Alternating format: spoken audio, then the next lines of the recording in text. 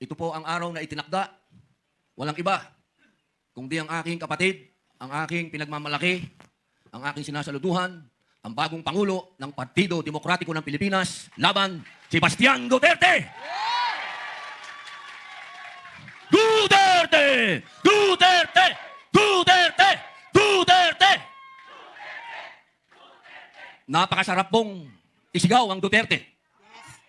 Sapagkat alam po nating lahat, batid nating lahat, naramdaman nating lahat ang pagbabagong dinala ni Tatay Digong. Hindi po tayo nandito para makipagbulahan. Hindi po tayo nandito para sumipsip. Tayo po nandito para makiisa sa pagbabagong naantala. Batid po nating lahat. Alam nating lahat na naantala yung pagbabago na naumpisahan. Ngayon, nakikita po ninyo, lahat ng sinabi ni Pangulong Rodrigo Roa Duterte, lalong-lalo na, yung gera sa Middle East, nangyayari na ngayon. Nasa mga mukha natin. Nadadating ang panahon, magkakaproblema tayo sa langis. Eto na. Nasa mga mukha na natin. 4 years ago, sinabi na niya. Ngayon, paano nila sasabihin na hindi tama si Digong? Paano nila sasabihin na yung isang taong nagsasalita kanina dyan ay isang, anong sabi nila daw? Kami daw ay mga Chinador. Kami daw ay mga tao ng China. Pero saan tayo lumalapit ngayon? Saan tayo tumatakbo ngayon? Sa China. Ano ang ibig sabihin nun? Ang ibig sabihin nun, alam, batid ni Tatay Digong na isang araw ang tutulong sa atin, kapitbahay natin. Napakaganda po nung kanta kanina. Bayang ko. Eksakto! Alam naman natin na hindi madadala si Digong doon sa dahig kung hindi tumulong ang sino. Alam nyo kung Pilipino lang, hindi natin kaya yun.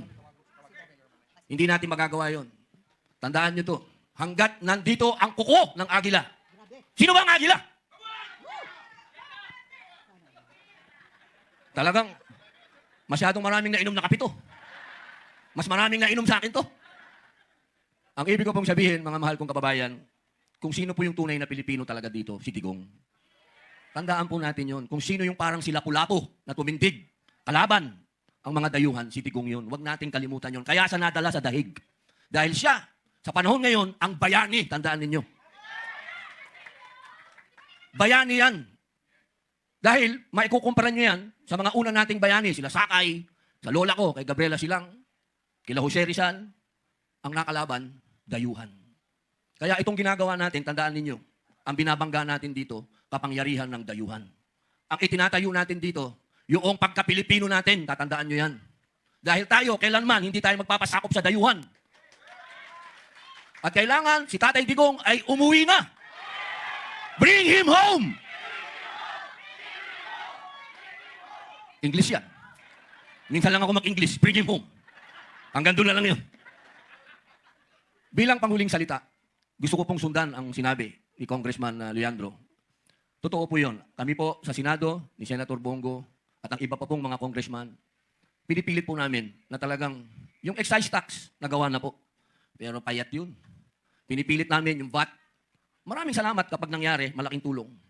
Pero kung sasabihin po natin, katulad po ng sinabi ni Congressman Marcoleta, yung mga oligarko, makinig kayo, mga oligarko ng langis. Matagal na kayong pinangaralan ni Digong noong pa eh. Matitigas ang ulo ninyo eh. Matagal nyo lang niloloko ang taong bayan. Itataas ninyo, ibababa nyo ng konti, itataas ninyo. Ito ho yung panahon na huwag nyo na kaming lokohin. Dahil sobra na ho ang hirap ng tao. Ang lahat ho ng presyo ay nakasalalay sa langis. Kasi transportation yan eh, diesel. Oh, nandito pala yung boss ko. Sir, Jun Esperon. Boss, mabuhay po. Partner ko yan, pinadala ko yan sa West Philippine Sea. Alam nyo, yung oil deregulation ho, yun po yung batas na bumibiktima sa atin. 1998 po yan. Sana, kung talagang seryoso po yung mga senador at mga congressman na talagang bigyan ang taong bayan ng konting, alam nyo na, yung ginawa, yung oil deregulation law. Kailan yan ho ang dapat namin i-repeal o i-amend. Yun ho, walang bulahan. Kapag yan ho, hindi nagagalaw yan, ibig sabihin, bulahan lang ho yan. Kasi yun ho ang nagsasabi dito sa mga oligarko ng langis kung anong gusto nilang presyo. Sila ho ang nagdidictate. Kailangan ho, tanggalin ho natin yan, ang kapangyarihan na yan sa kanila. Doon lang ho nyo malalaman na walang bulahan. Pero ngayon, puro bulahan lang po yan. Bilang panghuli, ako po yung nagpapasalamat sa aming chairman, acting chairman, Sir Alcusi. Sir, maraming salamat po. At dumating po yung panahon na nangyari na ng ating pong Pangulo ay si Baste. Alam nyo, ang tagal ko pong dinasal nito. Dahil alam nyo, walang pinakamagandang mamuno sa atin kundi isang Duterte. Kung meron tayong future president na Inday Sara Duterte, magkakaroon din tayo ng future president pa na Baste Duterte. Duterte! Duterte! Duterte!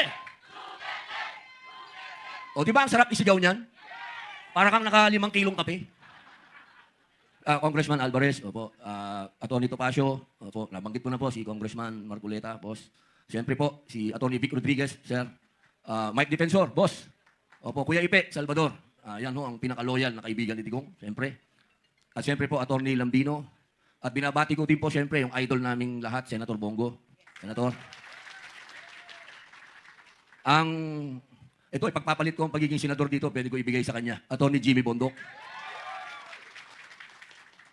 At sa lahat po na nandito, ma'am, Lizette, ma'am, nandito po lahat ng mga kaibigan ko. Kung sino po hindi ko nabati, maraming salamat po sa inyo. Mabuhay po.